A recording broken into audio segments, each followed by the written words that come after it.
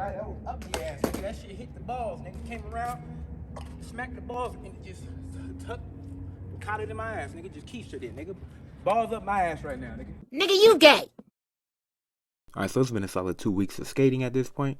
Full review still to come, but I feel like this is a good point to kind of step in and... I don't got no goddamn content, nigga. My shit is in shambles. Nigga, shambles is my existence, nigga. Give an update and sort of revise any thoughts I initially put out there a few weeks ago during my 100 kickflips video, the first impression, all that, and just update it to guide people a little bit better. Alright, the fit. So once again, I do not have wide feet, so if you do, tread carefully, for sure.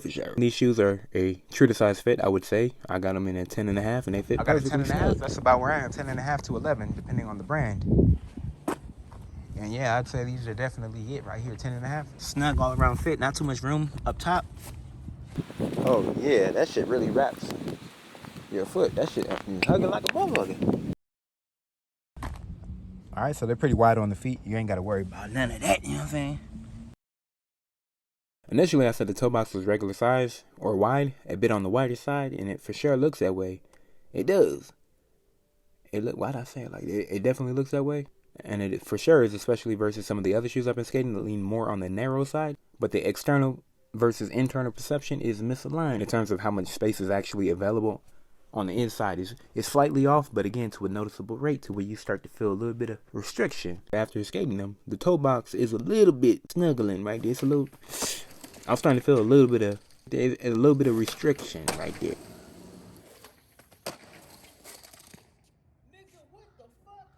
But it's nothing too crazy, but you for sure going up a half size would have been beneficial. But when I initially put them on, the space was still there and I didn't feel any slight pinching or anything. Even after 100 kickflips, it was cool, it was good to go. But after time, but basically I was looking at like the white outsole part, the rubber part right there. But in reality, it's from the blue part.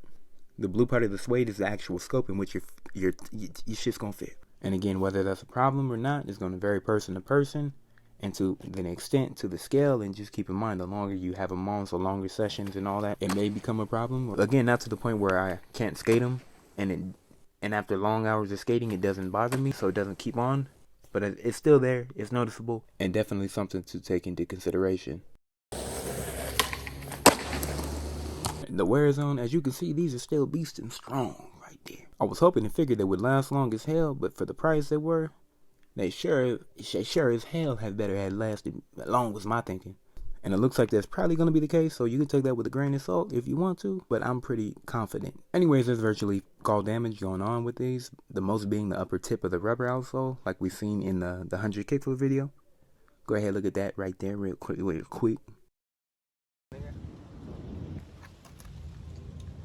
There's 100, and it is not looking too bad. The most damage, and it happened pretty early on. And it continued, it's kind of slowed down, but it did continue, was the tip of the toe cap right there. It's starting to chunk out real good. I thought it was going to be a problem. And looking at the midsole, there's damn near, I can't even talk, there's no damage. Just superficial. And nigga, we gonna run all this back. Looking at the midsole, there's damn near no damage. It's just like superficial. We gonna run it back again. Just superficial scuffs or something like that. Nothing too serious. Like there's a little bit of bullshit going on. Stitching still intact. If anything, a little bit of the stitching right above the end. Nothing too crazy at all. Especially since I can shoe glue that back down real quick. Now the blue suede toe bumper, that's the next most worn part. And I say that sarcastically almost, like flippantly. I still haven't replaced the laces because I'm lazy as hell. A little bit of ripping up top on the very top right. But yeah, that outsole was pretty much unfazed.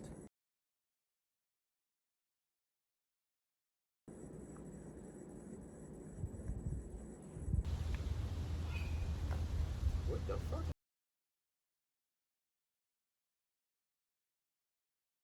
The lace protector I spoke highly of, like it was my damn child or some shit, motherfucker, over there bragging in front of all these other parents knowing my goddamn kid ain't shit. Laces are thick, and they also have the ghillie lacing system right there. So basically it tucks away, and all this part of the shoe getting damaged. Instead of the laces getting all the goddamn abrasions and the damage and shit, it's going to be hidden away back here, protected. It's actually some goddamn rubber, it's actually some protection. Because other shoes, they just use the same material of the shoe, and it just blows out, it just rips out, it just blows it a lot of times.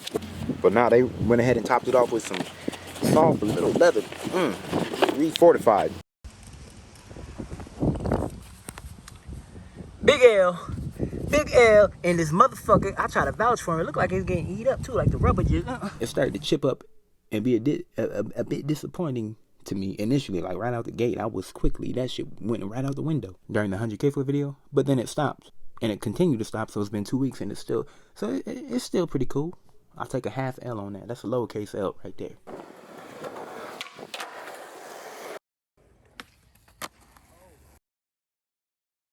Now, the shoes are still solid, firm, and have their original hold, even while they have fully broken in now at this point. That's always a plus for me, even though I do like my shoes more on the floppy side, and to be more limptastic if it's something like that. I don't know if these ain't words, and that shouldn't be words.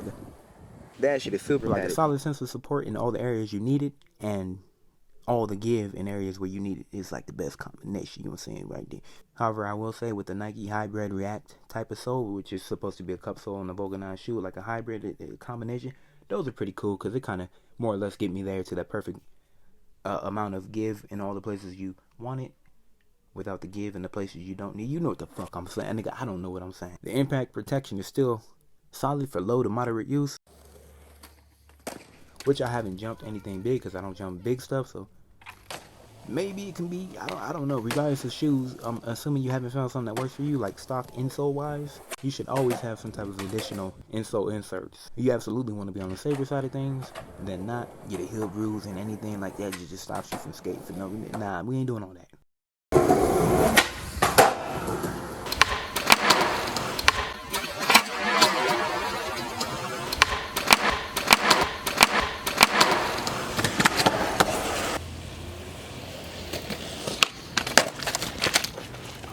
Why? I'm going home. I am going home.